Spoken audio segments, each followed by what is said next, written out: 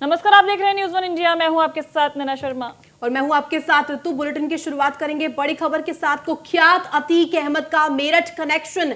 बसपा राज में अतीक का जमीनों में निवेश और अतीक की चिट्ठी में 70 एकड़ जमीन का जिक्र हुआ है। आवास विकास से अर्जन मुक्त कराई जमीनें, अधिग्रहण हुई जमीनें अतीक की खातिर छोड़ी गई और गुर्गों के जरिए प्लांटिंग और प्लॉटिंग कर करोड़ों रुपए कमाए गए। फूल विहार, कीर्ति पैलेस, काजीपुर में जमीनें थी और इसी के साथ साथ आपको बता दें सराय काजी में इन जमीनों पर कॉलोनियां बसी। प्रदीप कुमार इकबाल अहमद के नाम थी ये जमीनें। गाजीपुर में श्याम सिंह के नाम थी विवादित जमीन और ये पूरी जानकारी हम आपको दे रहे हैं। कई बसपा नेता के जरिए अतीक ने कमाई थी। मेडिकल कॉलेज के सामने इलाके में जमीनें थी और मेरठ के फूल बाग में अतीक की बहन का घर है। लगातार बुलडोजर एक्शन देखने को मिल रहा है अतीक के गुर्गों पर।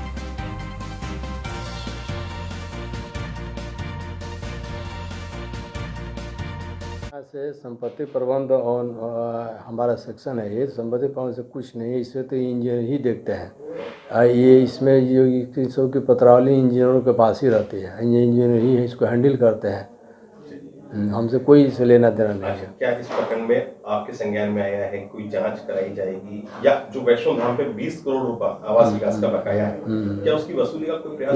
ये तो 20 करोड़ रुपया आपसे ही मुझे जानकारी मिल रही है।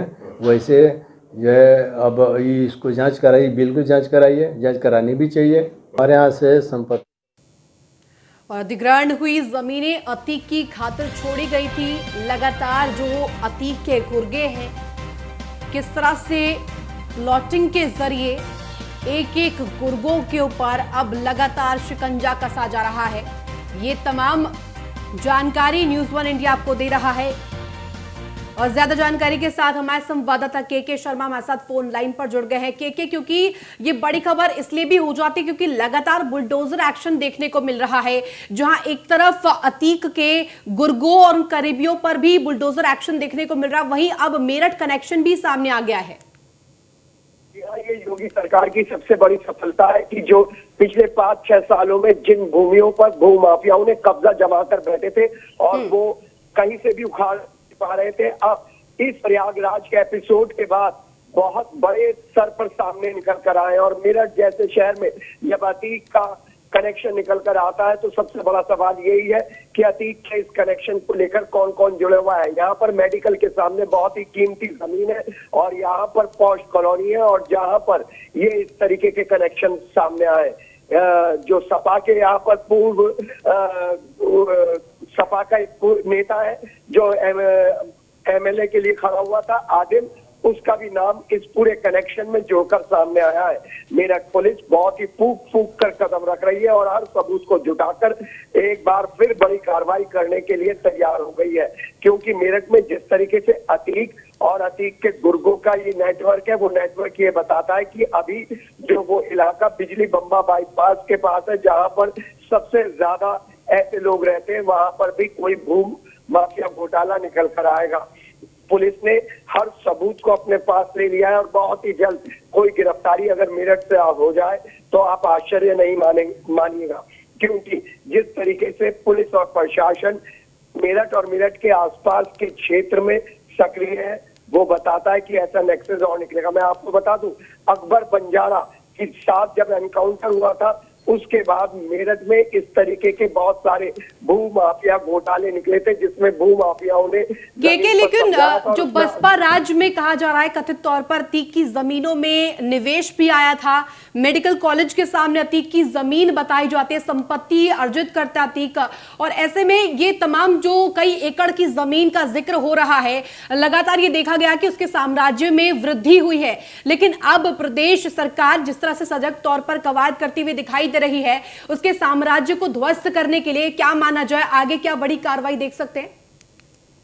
आगे जो बड़ी कार्रवाई होगी वो मैं आपको बता दूं कि इन सारी जगहों पर पुलिस और प्रशासन अपना कब्जा लेगा। उत्तर प्रदेश शासन के आदेश पर उस पर कब्जा लिया जाएगा। ऐसे लोगों को चिन्हित किया जाएगा जिन्होंने बसपा राज में दलितों की जमीन पर कब्जा जमाया था या नंबर 2 तरीके से जमीनें खरीदी थी, उन सब का है। ये तो अभी शुरुआत भर है, क्योंकि जो लोग तब बसपा में थे अब सपा में आ गए, उनके साथ इस तरीके का घोटाला निकल कर आने की पूरी संभावना है। जिस तरीके से मेडिकल थाना क्षेत्र में ये करोड़ों रुपए का भूमि का घोटाला और कब्जा समझ में आया है, उसके बाद से अतीक के लिए और अतीक से जुड़े लोगों के लिए यहाँ पर सबसे ज्यादा परेशानी निकलकर सामने आने वाली है। आदिल नाम के जो बीजेपी सपा के नेता हैं, उनका अपना एक कोल्ड स्टोरेज है, उनके यहाँ पर अतीक के जो रिश्तेदार है वो ठीक है कि नजर बनाकर रखिए, आगे भी आपसे अपडेट लेंगे। बहुत शुक्रिया फिलहाल इस जानकारी को देने के लिए। तो चलिए आगे बढ़ेंगे और चित्रकूट के बांदा जेल में अब्बास अंसारी और निखत की मुलाकात का मामला, पुलिस ने चित्रकूट जेल के अधीक्षक और जेलर को हिरासत में लिया। जेल अध्यक्ष अशोक कुमार सागर और जेलर संतोष कुमार से पूछताछ की गई। पुलिस दोनों को जल्द भेज सकती है जेल। जेल में अवैध रूप से अब्बास अंसारी से निकत को मिलाने का आरोप भी है। डिप्टी जेल चंद्र कला को पुलिस से पहले ही गिरफ्तार कर भेज चुकी है जेल। बड़ी खबर इसलिए भी हो जाती है, लगातार ये मामला बतूल पकड़ता जा रहा है, क्योंकि जेल में जिस तरह से मिलन कांड हो रहा था उस पर एक कड़ी कार्रवाई के तौर पर देखा जा रहा है। लगातार ये मामला अब इसलिए भी संज्ञान में आ रहा है क्योंकि इसमें कथित तौर पर जेलर की संलिप्तता पाई गई थी, जिसके बाद अब जेलर को हिरासत में लिया गया है। साथ ही साथ जेल के अधीक्षक को भी हिरासत में लिया गया। ये बड़ी कार्रवाई देखने को मिली है, जिसके बाद पुलिस महकमे में हड़कंप भी देखा गया है। पुलिस ने चित्रकूट जेल से अधीक्षक और जेलर को हिरासत में लिया है। अब इसके बाद आगे की कार्रवाई पर लगातार नजर रहेगी, क्योंकि लगातार इस तरह से संलिप्तता जेल अधीक्षकों की और जेलर्स की पाई गई है, जिससे कि इन सभी जो माफिया है, अपराध करता है, इन सभी को शिकस्त मिलती है और इन्हें शह दी जाती है। लगातार मिलन कांड होता रहा चित्रकूट में और कथित तौर पर यह कहा गया है कि इसमें संलिप्तता सीधे तौर पर जेलर की, अधीक्षक की पाई गई, जिसके बाद ये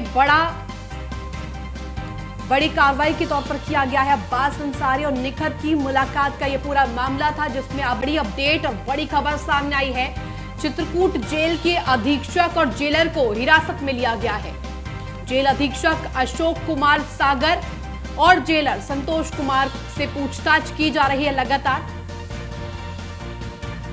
और ज्यादा जानकारी के साथ हमारे संवाददाता सोहन लाल हमारे साथ जुड़ गए हैं। सोहन, क्योंकि लगातार मिलन कांड को लेकर तूल पकड़ता जा रहा था ये मामला, क्योंकि देखा गया है कि कई जगहों पर इनकी संलिप्तता, जेल के अधीक्षक और जेलर की मैं बात कर रही हूं, पाई गई, जिसके बाद अब हिरासत में उन्हें लिया गया है। जी, आपको बता दूं कि जिस तरह से बांदा में बंद मुख्तार अंसारी के बेटे अब्बास अंसारी जो विधायक थे वो चित्रकूट की जिला कारागार में बंद थे, तो इनसे मिलने जो है अनऑफिशियल तरीके से उनकी पत्नी निखत अंसारी जाती थी। जैसे ही इस मामले की जानकारी हुई तो इस मामले को लेकर के इनको गिरफ्तार किया गया था।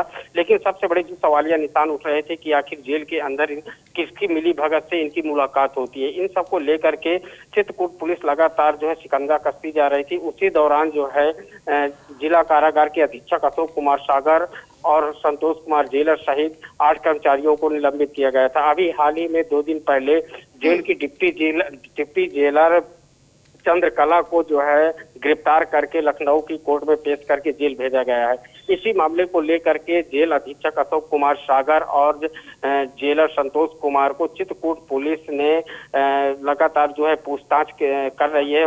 जब इस मामले की चित्रकूट पुलिस अधीक्षक वृंदा शुक्ला से बात की गई तो उन्होंने भी कहा है कि हाँ, लगातार जेल अधीक्षक अशोक कुमार सागर और जेलर से पूछताछ की जा रही है। सोहन, क्योंकि ये देखा जाता है कि लगातार जेल में बंद कैदी और खासतौर पर मैं बात करूं तो ये माफिया जिन पर शिकंजा कसा जाता है, धड़ल्ले से जेल में बैठकर पूरी प्लानिंग, पूरी साजिश रचते हैं और इसमें संलिप्तता पुलिस अधिकारियों की, पुलिस अधीक्षक की, जेलर्स की पाई जाती है। क्या माना जाए, कार्यशैली पर सवाल तो खड़े किए जाते हैं, लेकिन क्या किया जाना चाहिए जिससे इस पर रोक लगा जा सके?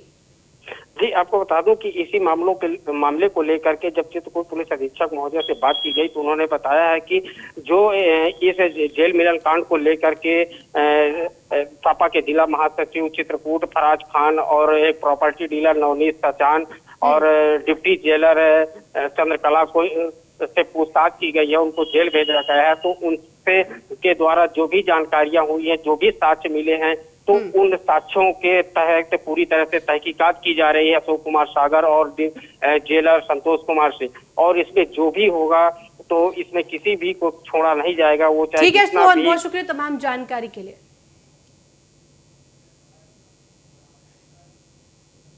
तो अगली खबर लखनऊ से आ रही है। यूपी में बाबा के बुलडोजर का खौफ, भू माफियों के कब्जा किया घर को पुलिस ने कराया खाली। दबंगों ने पीड़ित के घर पर किया था कब्जा। पीड़ित के सिर पर बंदूक रखकर घर कराया गया खाली। डर से पीड़ित परिवार ने होटल में कमरा लेकर काटी थी रात। मामले का संज्ञान लेकर डीसीपी पूर्व हृदेश कुमार ने ली एक्शन। हृदेश कुमार ने इसका एक्शन लिया और डीसीपी पूर्वी ने थाना प्रभारी और चौकी प्रभारी को फटकार भी लगाई।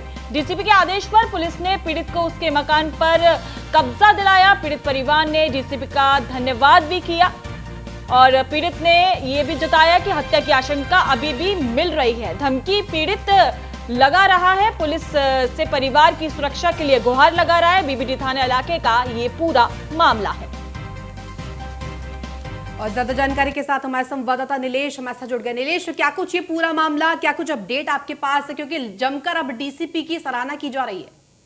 देखिए, बिल्कुल डीसीपी पूर्वी हृदेश कुमार की अगर हम बात करें तो जैसे ही बुजुर्ग ने उनसे न्याय की गुहार लगाई, आनंद फानंद में डीसीपी ने इंस्पेक्टर बीबीडी को फटकार लगाते हुए साफ दिशा निर्देश जारी किए कि जो दबंग है, जो बुजुर्ग के मकान पर जिन्होंने कब्जा किया, तत्काल प्रभाव से उसको खाली कराया जाए। हालांकि एक रात बुजुर्ग जो है किराए का कमरा लेकर रहने को मजबूर हुआ, जिसके बाद हृदेश कुमार ने सख्त निर्देश जारी किए कि जो दबंग है, भूमाफिया हैं, इस तरीके के अगर कोई लोग हैं जो बुजुर्ग के मकान पर कब्जा कर रहे हैं, ऐसे लोगों को चिन्हित किया जाए। अगर वो नहीं मानते हैं तो ऐसे में उनके मकान को चिन्हित करके बुलडोजर की कार्रवाई भी हो सकती है। कहीं ना कहीं बुलडोजर का खौफ है कि जो जिन दबंगों ने बुजुर्ग के घर पर कब्जा किया था आनंद फानंद में, उस कब्जे को पुलिस ने खाली कराया है। और कहीं ना कहीं उत्तर प्रदेश में बाबा के बुलडोजर का खौफ ही है कि जो दबंग है इस तरीके से जो घरों पर कब्जा करते हैं, वो कहीं ना कहीं अब उनको एक संदेश देने का काम उत्तर प्रदेश पुलिस की तरफ से किया जा रहा है। और डीसीपी पूर्वी हृदेश कुमार की पीड़ित परिवार ने सराहना की। हालांकि उन्होंने एक और मांग की है कि जो दबंग है जिन्होंने मकान पर कब्जा किया था, उनसे जान माल का खतरा हो सकता है, तो ऐसे में। ठीक है नीलेश, बहुत शुक्रिया तमाम जानकारी देने के लिए।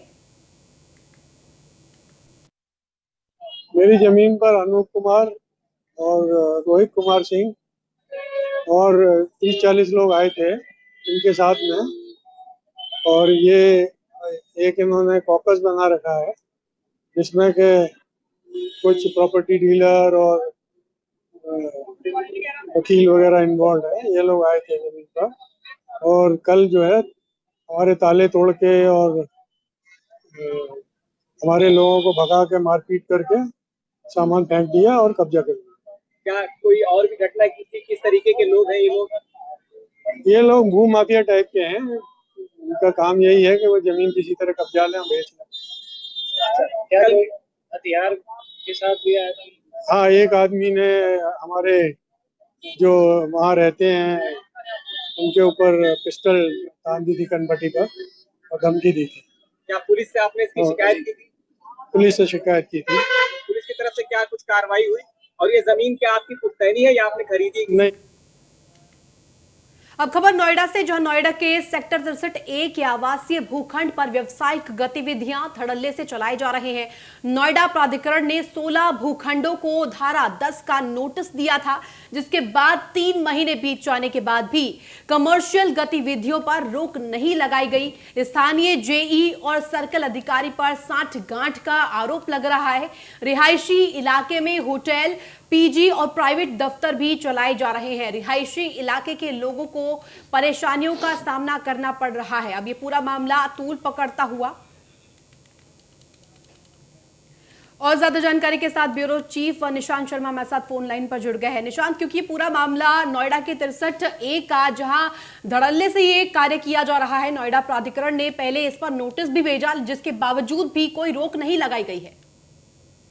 इलाके में रहने वाले लोग जो हैं काफी परेशान हैं और लगातार इसकी शिकायत भी कर रहे हैं। सबसे बड़ी बात है कि जिस तरीके से जो यहाँ के स्थानीय जेई हैं, सर्किल ऑफिसर हैं जो पी है, उन पर कहीं ना कहीं साठगांठ का आरोप लग रहा है, जिसमें भूखंड जो व्यावसायिक गतिविधियां हो रही है उनको 16 भूखंडों को नोटिस दिए जाते हैं, लेकिन नोटिस देने के बाद भी 3 महीने बाद ये कोई कार्रवाई नहीं की जाती। और सबसे बड़ी बात है कि उस रिहायशी इलाके में जो भूखंड है उनके अंदर जो कहीं ना कहीं देखा जाए होटल चल रहे हैं, ओयो चल रहे हैं, पीजी चल रहे हैं और कुछ ऐसे प्राइवेट दफ्तर चल रहे हैं जो लगातार कहीं ना कहीं मानकों को खुलेआम चुनौती दे रहे हैं। तो कहीं ना कहीं देखा जाए जो स्थानीय जो अधिकारी हैं, चाहे जे की बात की जाए, सर्किल ऑफिसर की बात की जाए, तमाम तरीके से आरोप लग रहे हैं और कहीं ना कहीं साठगांठ का आरोप है।